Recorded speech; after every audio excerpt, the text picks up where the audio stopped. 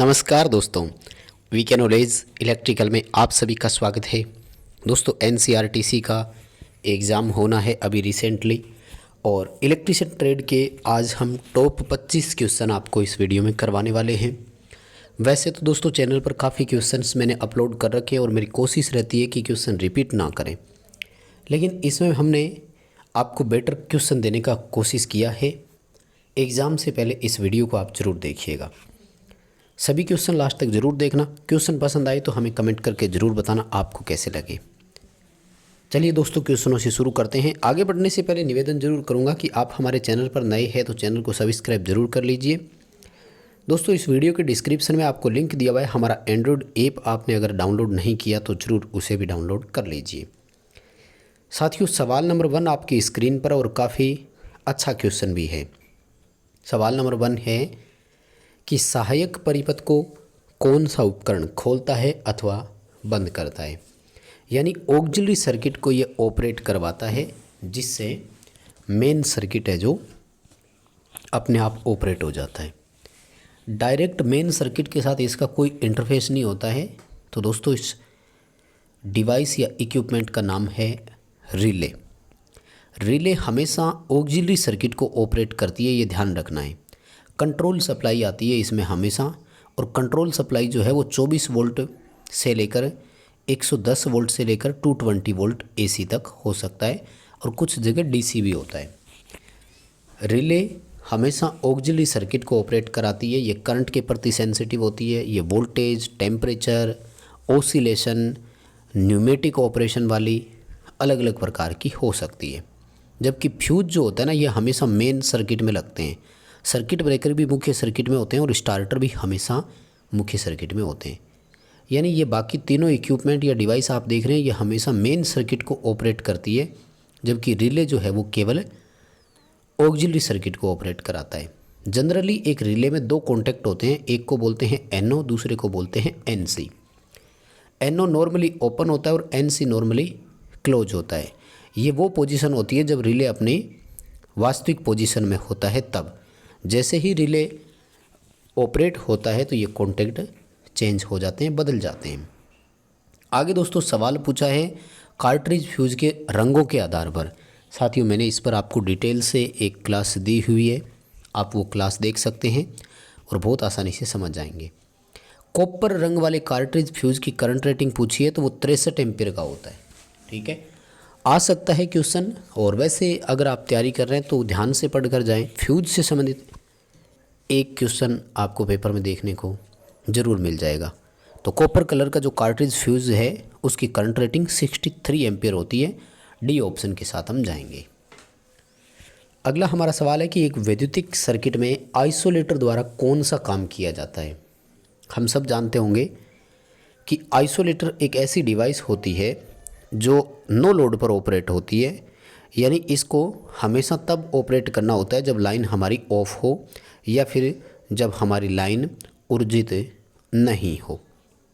सीधी सी बात है, अगर लोड पर एक आइसोलेटर को ऑपरेट किया जाता है तो इसके कॉन्टैक्ट पिघल कर टूट जाएंगे, नष्ट हो जाएंगे, और ये ऑपरेटर के लिए भी हानिकारक साबित हो सकता है। इसलिए आइसोलेटर केवल ऑन ऑफ करने का काम कर सकता है। हम इसको एज ए स्विच यूज करते हैं, ओनली बस इतना ही काम करते हैं। सर्किट ब्रेकर से लोड के बाद में अगर बात करें अपन, तो पहले सर्किट ब्रेकर से लोड को डिस्कनेक्ट करेंगे, फिर आइसोलेटर सर्किट ब्रेकर की सप्लाई काट देगा। इसी तरह से पहले आइसोलेटर सर्किट ब्रेकर को सप्लाई देगा, फिर सर्किट ब्रेकर जो है वो लोड की सप्लाई को ऑन करेगा। ये हमेशा ऑफलाइन या ऑफ लोड ऑपरेशन माना जाता है। नेक्स्ट हमारा क्वेश्चन है कि स्प्लिट फेज इंडक्शन मोटर की मेन वाइंडिंग और सहायक वाइंडिंग के जोड़ने के तरीके से क्या निर्धारित होता है। दोस्तों ये भी अच्छा क्वेश्चन है। वैसे इस मोटर के बारे में तो डिटेल आप सब जानते भी होंगे। स्प्लिट फेज मोटर में एक फेज को 2 फेजों में बांटा जाता है। सेंट्रीफ्यूगल स्विच भी लगता है जो 70% एंड अबोव स्पीड पर सहायक वाइंडिंग को सर्किट से हटा भी देता है। रनिंग वाइंडिंग और मेन वाइंडिंग कैसे जुड़ी हुई है, इनके जोड़ने का तरीका कैसा है, हम इनको कैसे चेंज करें अगर इनकी तारें चेंज हो जाती है, ये सब चीज़ें मोटर की डायरेक्शन ऑफ रोटेशन को डिसाइड करता है। यानी मोटर की जो DOR डायरेक्शन ऑफ रोटेशन होती है वो या तो मेन वाइंडिंग या साइक वाइंडिंग के सिरे बदलने से बदल जाती है। तो direction of rotation in winding के कनेक्शन से ही निर्धारित होती है। सी ऑप्शन के साथ हम इसमें जाएंगे। अगला सवाल है एक लोड सेल क्या होता है। साथियों, लोड सेल एक तरह से यूँ कह सकते हैं कि ये दाब, दोलन, टेम्परेचर, इस तरह की चीज़ों के प्रति ऑपरेटिव माना जाता है। तो ये दबाव के प्रति अगर लोड की अपन बात करें और उन सब को ये इलेक्ट्रिकल सिग्नल यानी वैद्युतिक पल्स में बदलने का काम करता है। सी ऑप्शन के साथ जाएंगे, convert force into electrical signal. दाब को वैद्युतीय संकेतों में परिवर्तित करता है, ये बदलता है, इसका काम होता है।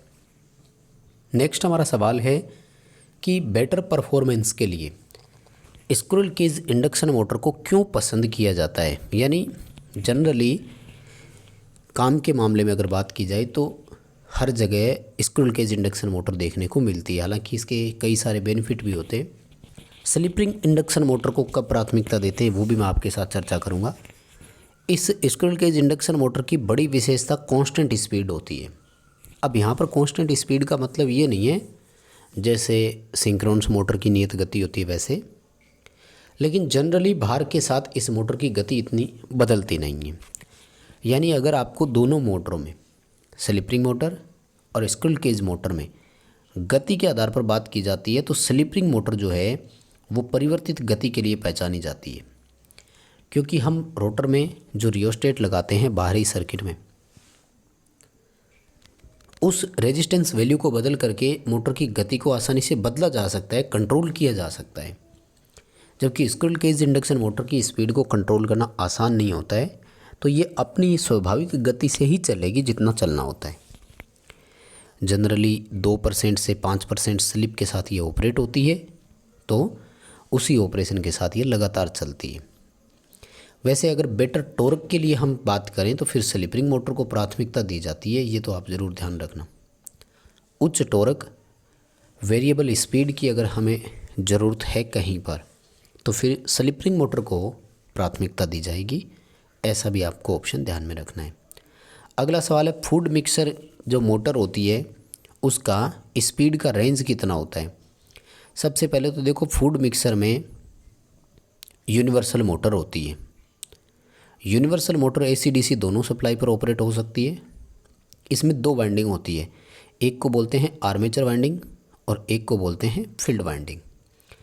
इस मोटर की गति भार के व्युत्क्रमानुपाती होती है। अगर भार 0 है तो ऐसा माना जा सकता है कि मोटर की गति अनंत हो सकती है। जनरली कोई भी इंडक्शन मोटर हो उसकी गति 3000 RPM अधिकतम हो सकती है, ये ध्यान रखना है, ठीक है ना। Maximum speed of induction motor अगर आपसे ऐसा सवाल पूछा जाता है तो 3000। लेकिन एकमात्र यूनिवर्सल मोटर ऐसी है जिसकी गति 3000 RPM से भी ऊपर जा सकती है और इसकी रेंज 3000 RPM से 14000 RPM तक मानी जाती है। डी उत्तर यहाँ पर अपना सही होगा। अगला हमारा सवाल, DC जनरेटर में किस प्रकार का EMF होता है। दोस्तों, फेराडे के विद्युत चुम्बकीय प्रेरण नियम के अनुसार इंड्यूस EMF 2 तरह का होता है, एक डायनेमिक और दूसरा स्टैटिक। यानी एक गतिज और दूसरा स्थितिक होता है। जनरेटर कोई भी हो, चाहे AC का हो या DC का हो, इंड्यूस EMF गतिज प्रेरित EMF कहलाता है। स्थिर प्रेरित EMF जो है ये होता है ट्रांसफॉर्मर में और इंडक्शन मोटर में, ठीक है। अब दोनों में क्या डिफरेंस है, क्या परिभाषा है वो मैं बताऊँ आपको। गतिज प्रेरित EMF का मतलब होता है कि चालक या चुंबकीय क्षेत्र दोनों में से कोई एक भाग यांत्रिक रूप से गतिमान जरूर होगा। यानी या तो चालक गति करेगा या चुंबकीय क्षेत्र गति करेगा। जबकि स्टैटिक इंड्यूस EMF में ये होता है कि 2 चालक होते हैं और दोनों ही स्थिर होते हैं। लेकिन इनका जो चुंबकीय क्षेत्र होता है वो चुंबकीय क्षेत्र परिवर्तित होता है, चुंबकीय क्षेत्र बदलने वाला होता है। चुंबकीय क्षेत्र के मान में जब परिवर्तन होता है तो उससे वो ईएमएफ उत्पन्न करवाता है, जैसे कि ट्रांसफार्मर और इंडक्शन मोटरों में होता है। पी ऑप्शन अपना यहाँ पर सही होगा। अगला सवाल है समांतर क्रम परिचालन के लिए जनरेटर के धनात्मक टर्मिनल को कहाँ संयोजित किया जाता है। देखो पैरेलल ऑपरेशन कब कहलाता है, जब प्लस से प्लस और माइनस से माइनस जुड़े, यानी जनरेटर का पॉजिटिव टर्मिनल जो है वो बस बार के पॉजिटिव से जुड़ना चाहिए। ठीक है ना, ये तो बहुत ही आसान सा है। नेगेटिव जो है वो नेगेटिव बस बार से जुड़ेगा और पॉजिटिव है वो पॉजिटिव बस बार से जुड़ेगा, तभी तो समांतर कहलाएगा ना। पैरेलल कब होता है। अगला सवाल, जब डीसी जनरेटर समांतर में परिचालित हो रहे हो तो एक जनरेटर से दूसरे जनरेटर पर भार को कैसे शिफ्ट किया जाता है, लोड कैसे शिफ्ट होता है ना। तो इनका तो बहुत ही सिंपल सा होता है, जनरेटर की एक्साइटेशन चेंज करते हैं और कोई ऑप्शन नहीं होता है। डी उत्तर के साथ जाएंगे, जनरेटरों की उत्तेजन को बदला जाता है। ठीक है, एक की एक्साइटेशन को थोड़ा सा कम करेंगे, दूसरे को बढ़ाएंगे, क्योंकि एक्साइटेशन जैसे जैसे बढ़ेगी तो वो उतना ही ईएमएफ ज़्यादा और पावर डेवलप करना शुरू कर देगा। तो एक की पावर बढ़ाते हैं, दूसरे की थोड़ी थोड़ी कम करते जाते हैं, दोनों बराबर आ जाते हैं। नेक्स्ट सवाल है डीसी शंट मोटर की फील्ड वाइंडिंग के टर्मिनल कौन कौन से होते हैं। देखो मैंने टर्मिनल्स तो सभी बताए हुए हैं, एक बार और बता देता हूँ। A1 A2 आर्मेचर के टर्मिनल होते हैं। F1 F2 पृथक उत्तेजित यानी सेपरेटली एक्साइटेड फील्ड वाइंडिंग के होते हैं। D1 D2 series field winding के होते हैं और E1 E2 shunt field winding के टर्मिनल होते हैं। सो हमारा अभी के लिए आंसर डी ऑप्शन हो जाएगा, E1 E2। याद रखें इनके अलावा दो और रह गए, तो B1 B2 होते हैं इंटरपोल के या कम्यूटेटिंग वाइंडिंग के, और C1 C2 होते हैं कंपनसेटिंग वाइंडिंग के। तो टोटल आपको ये EF यानी 6 नाम याद रखने हैं ना। तो ABCDEF कंप्लीट हो गए। देखो आगे, 3 फेज संतुलित भार वाले परिपथ में शक्ति नापने के लिए कितने वाट मीटर उपयोग किए जाएंगे। देखो बैलेंस लोड अगर है तो 1 वाट मीटर से काम चल जाता है। क्यों, ध्यान से समझिएगा मेरी बात को। संतुलित भार तब कहलाता है जब तीनों फेजों का इम्पीडेंस बराबर हो। अगर इम्पीडेंस बराबर है तो लाइन करंट भी बराबर आएगी, लाइन करंट बराबर आएगी तो पावर फैक्टर भी ऑटोमेटिक ही बराबर हो जाएगा। जब लाइन करंट और पावर फैक्टर बराबर है तो वोल्टेज तो बराबर होती ही है। 3 फेज में पावर ज्ञात करने का फॉर्मूला होता है √3 VL/IL cos फाई। जब ये सारी चीज़ें बराबर है इसका मतलब तीनों फेजों में शक्ति भी बराबर हो रही है। तो फिर किसी एक फेज पर वाट मीटर लगा देंगे और उसकी रीडिंग को 3 से मल्टीप्लाई करेंगे तो कुल रीडिंग आ जाएगी। ये भी अच्छा क्वेश्चन बनता है, ध्यान रखना कि 1 वाट मीटर विधि में कुल रीडिंग की गणना कैसे की जाती है। तो जो वाट मीटर की रीडिंग होती है उसको 3 से मल्टीप्लाई करते हैं, गुणा करते हैं, कुल रीडिंग आ जाती है। अगला सवाल, 3 फेज अल्टरनेटर के समांतर परिचालन के लिए शर्त कौन सी है। 3 शर्तें होती है भाई, फ्रीक्वेंसी समान होनी चाहिए, वोल्टेज समान होना चाहिए और फेज सीक्वेंस समान होना चाहिए। RYB है तो RYB और RBY है तो RBY होना चाहिए, है ना। लेकिन अभी हमारा ऑप्शन ए सही होगा, क्योंकि फ्रीक्वेंसी मस्ट बी सेम लिखा है, वोल्टेज मस्ट बी डिफरेंट लिख दिया, phase sequence must be different लिख दिया, तो ये नहीं हो सकते। ए उत्तर सही रहेगा, है ना। चलिए अगला सवाल, ये दोस्तों मैंने डिटेल से करवाया हुआ है यूट्यूब पर, मेरे अपने चैनल पर आपको इसकी थ्योरी की क्लास भी मिल जाएगी। वेस्टर्न टाइप इलेक्ट्रोडायनेमोमीटर जो सिंक्रोस्कोप होता है, वास्तव में उसमें क्या होता है, उसमें एक लैंप होता है और वो लैंप फ्लिकर कर रहा है, पूरा जल रहा है कि डिम जल रहा है कि जल ही नहीं रहा। इन्हीं ऑप्शंस के आधार पर पता लगता है कि वोल्टेज, फ्रीक्वेंसी, फेज गर्म किस में अंतर है, और ये सब होता है एक ट्रांसफॉर्मर के माध्यम से। अल्टरनेटर वाले प्लेलिस्ट में जाइए, आपको वहाँ सिंक्रोनाइजेशन विधियाँ जब आप पढ़ेंगे तो ये टॉपिक वहाँ पर मिल जाएगा, मैंने पूरी डिटेल से करवाया हुआ है। अगला सवाल, capacitor start induction run motor में 70% गति पर निम्न में से कौन सी वाइंडिंग डिस्कनेक्ट हो जाएगी? देखो भाई, डैम्पर वाइंडिंग तो होती नहीं है, मेन वाइंडिंग और रनिंग वाइंडिंग एक ही बात है भाई, मेन वाइंडिंग और रनिंग वाइंडिंग तो एक ही बात है, फिर कौन ओपन होती है? स्टार्टिंग वाइंडिंग ओपन होती है। स्टार्टिंग वाइंडिंग का ही दूसरा नाम दोस्तों ऑक्सिलरी वाइंडिंग होता है, साइक वाइंडिंग बोलते हैं। 75% स्पीड या इससे ऊपर हो तो ओपन हो जाती है, सेंट्रीफ्यूगल स्विच इसको ओपन करवाता है। अगला सवाल है, 1.2 वोल्ट प्रत्येक सेल का है और ऐसे 4 सेल है जो कि समांतर में जुड़े हुए हैं। आउटपुट में वोल्टेज कितनी मिलेगी? अगर एक सेल की वोल्टेज 1.2 है तो हमें आउटपुट में भी 1.2 वोल्ट ही प्राप्त होगा। क्यों? क्योंकि समांतर में वोल्टेज नहीं बदलता है, एक सेल के बराबर ही टोटल वोल्टेज मिलती है, चाहे कितनी ही वोल्टेज क्यों ना हो जाए। हाँ, अगर ये सीरीज़ में होते तो फिर इनकी वोल्टेज बढ़ करके 4.8 वोल्ट हो जाती, फिर आपको ऑप्शन जो है वो ए करना होता। नेक्स्ट सवाल पूछा गया कि शुष्क सेल में धनात्मक इलेक्ट्रोड के रूप में किसे उपयोग में लिया जाता है? साथियों, आपको क्वेश्चन इजी लग रहे होंगे, लेकिन अच्छे क्वेश्चन है। एग्ज़ाम में इसी तरह के क्वेश्चन आते हैं। आईटीआई का लेवल है, यही लेवल होता है, इससे ऊपर आईटीआई का लेवल नहीं होता। ठीक है, डी उत्तर आ जाएगा। पॉजिटिव जो है वो कार्बन का होता है और नेगेटिव जो है वो जिंक होता है। ठीक है, नेगेटिव के बारे में अगर बात की जाए तो वो जस्ते का होता है। अगला सवाल है, 1.1182 मिलीग्राम प्रति कूलाम किसका विद्युत रासायनिक तुल्यांक है?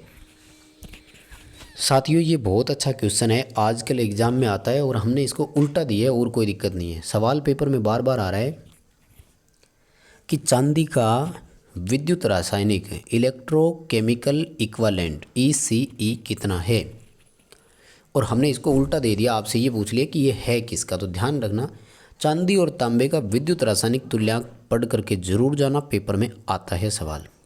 नेक्स्ट क्वेश्चन, गुप्त वायरिंग के लाभ क्या है? गुप्त वायरिंग को इंग्लिश में कंसील्ड वायरिंग बोलते हैं। कंसील्ड वायरिंग का कौन सा इसमें लाभ है? देखो, मेंटेनेंस करना इजी नहीं है, मतलब अगर साफ़ सफाई करनी हो, कहीं पर मान लीजिए जॉइंट लगाना हो, तो बहुत आसान काम नहीं है। वोल्टेज ड्रॉप इसमें कम होते हैं, ये भी नहीं है, वोल्टेज ड्रॉप इसमें होता है।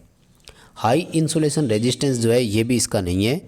डी आएगा, प्रोटेक्शन अगेंस्ट मॉइस्चर, क्योंकि इसमें बाहरी कोई किसी प्रकार का जो मॉइस्चर है वो प्रवेश नहीं कर सकता, तो ठीक है, डी ऑप्शन के साथ जाएंगे। नेक्स्ट सवाल है कि आरेख का नाम क्या है? हमें एक डायग्राम दिखाया गया है और ये पूछा गया है कि डायग्राम किस प्रकार का डायग्राम है। अगर आप इसको ध्यान से देख पा रहे हैं अपनी स्क्रीन पर तो देख लीजिए पहले, और फिर आपको मैं चारों ऑप्शन देता हूँ। चारों ऑप्शन के अनुसार मैं आपको चारों ही प्रकार के डायग्राम की बात भी करूँगा। दोस्तों, ये हमारा जो आपको स्क्रीन पर दिखाई दे रहा था वो था इंस्टॉलेशन डायग्राम, हिंदी में बोलते हैं अधिष्ठापना आरेख। अधिष्ठापना आरेख का मतलब होता है वायरिंग कंप्लीट इंस्टॉल होने के बाद कैसे दिखाई देगी।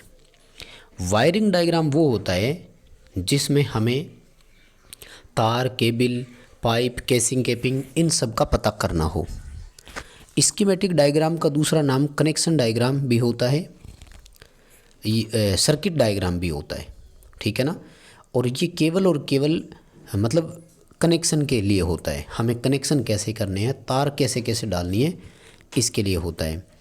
सबसे सिंपल सर्किट डायग्राम जो होता है, डायग्राम की श्रेणी में जो आता है वो अपना स्कीमेटिक डायग्राम होता है।